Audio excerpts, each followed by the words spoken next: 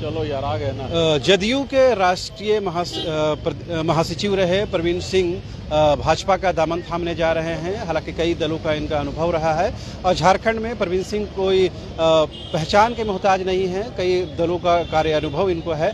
लिहाजा आखिर क्या वजह रही कि जदयू में इतने ऊंचे पद पर पहुंचने के बावजूद इनको फिर से बीजेपी में वापसी करनी पड़ी। हालांकि बीजेपी से इनके जो पुराने संबंध रहे हैं और कई जो बड़े नेता हैं वो प्रवीण सिंह को अच्छे से जानते भी हैं। अभी जिस तरह से वर्तमान में झारखंड में राजनीतिक घटनाक्रम तेजी के साथ बदल रहे हैं, ऐसे समय में प्रवीण सिंह का बीजेपी में जाना क्या राजनीतिक महत्व रखता है वो जानने की हम कोशिश करते हैं।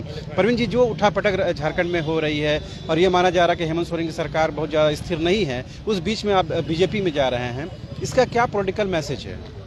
देखिए, एक तो सरकार से हमारा कोई लेना देना नहीं है। हम ऑर्गेनाइजेशन के आदमी हैं, चाहे जिस भी दल में रहें, बेसिकली ऑर्गेनाइजेशन का काम करते हैं। भारतीय जनता पार्टी में हम शुरुआत से ही 25 साल इसमें काम किए हैं। इसमें काम करने के हमारे अनुभव हैं और जिस हिसाब से झारखंड का सपना जिस हिसाब से देखा गया था, खासतौर पर भारतीय जनता पार्टी ने देखा था और अटल जी का दिया हुआ यह राज है, तो लगता है कि भारतीय जनता पार्टी में रह के ही झारखंड का सपना को पूरा किया जा सकता है।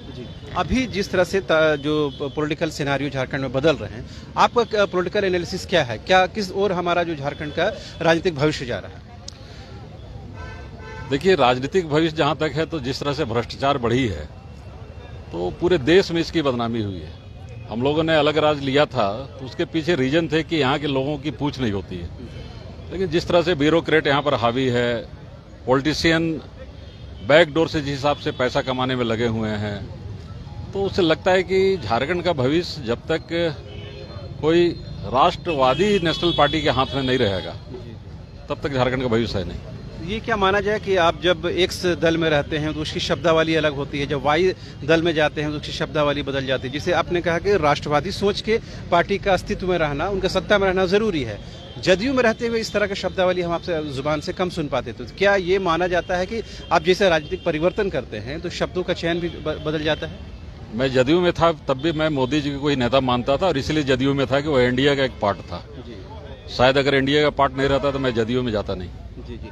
अब क्या झारखंड में जदयू क्या भविष्य देखते हैं? अस्तित्व में तो है और खीरू महतो जी कहते हैं कि आप अपने जो राजनीतिक महत्वाकांक्षा की वजह से वहाँ गए हैं। नहीं, हमारी राजनीतिक महत्वाकांक्षा अगर रहती कुछ तो मैं बीजेपी छोड़ता ही क्यों? क्योंकि जिस दिन बीजेपी छोड़ा था मैं, वो दिन कैबिनेट मिनिस्टर के दर्जा में था मैं। तो राजनीतिक महत्वाकांक्षा तो इसी से मुझे लगता है कि ये अन्याय हो रहा है तो मैं उसका प्रतिकार करता हूँ। ये शुरू से मेरी आदत है। मतलब ये है कि जो वर्तमान में झारखंड में जदयू में है वहाँ संगठन नाम की चीज़ नहीं है, या यूं कहें कि वहाँ फॉर्मेट में काम नहीं हो रहा जिससे झारखंड का भविष्य सुधर सकता है, या पार्टी का आने वाले दिनों में कोई भविष्य नहीं है? चूंकि मैं अब जदयू में नहीं हूँ इसलिए जदयू के विषय में कुछ नहीं बोलूंगा। ठीक है, बीजेपी में जाने वाले हैं, आने वाले दिनों में हम किस रूप में आपको देख पाएंगे? झारखंड के राजनीतिक परिदृश्य में देख पाएंगे या राष्ट्रीय स्तर के फॉर्मेट में देख पाएंगे आपको? देखिए, आप अगर यहाँ की भीड़ को गौर करेंगे तो सबसे ज्यादा बिशनपुर विधानसभा, जो कि सुदूर इलाका है जहाँ से ट्राइबल विधायक होते हैं, अगर आप यहाँ काउंटिंग करेंगे तो बिशनपुर विधानसभा के सारे लोग हैं। बाकी बात पलामू के लोग भी हैं, गढ़वा के लोग भी हैं, गिरिडीह के लोग हैं, हजारीबाग के लोग हैं, कोडरमा के लोग हैं।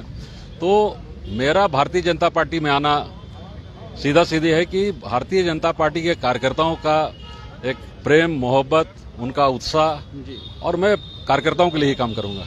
एक आखिरी सवाल, ये जो टाइमिंग है ज्वाइनिंग बीजेपी का, ये कुछ राजनीतिक पॉलिटिकल मैसेज देने की कोशिश है? मैं राज्यसभा का उम्मीदवार नहीं हूँ। ये बिल्कुल यही हम जानना चाह रहे थे। तो झारखंड में जिस तरह से राज्यसभा चुनाव की 2 सीटें खाली हो रही हैं, उसमें कहीं न कहीं जो सत्ताधारी दल हैं और कोई जो विपक्षी पार्टी बीजेपी है वो कहीं न कहीं दांव खेलने की कोशिश कर रही है। लेकिन प्रवीण सिंह ने साफ कर दिया है कि वो राज्यसभा के उम्मीदवार नहीं होने जा रहे हैं। अब देखने वाली बात होगी कि आने वाले दिनों में प्रवीण सिंह किस तौर तरीके पर काम करते हैं, किस रुतबे के साथ काम करते हैं और बीजेपी में उनको क्या कुछ पद या यूं कहें ओहदा मिलता है। कैमरा पर्सन हृदय के साथ रांची से न्यूज़ बाइस्कोप के लिए शाहनवाज।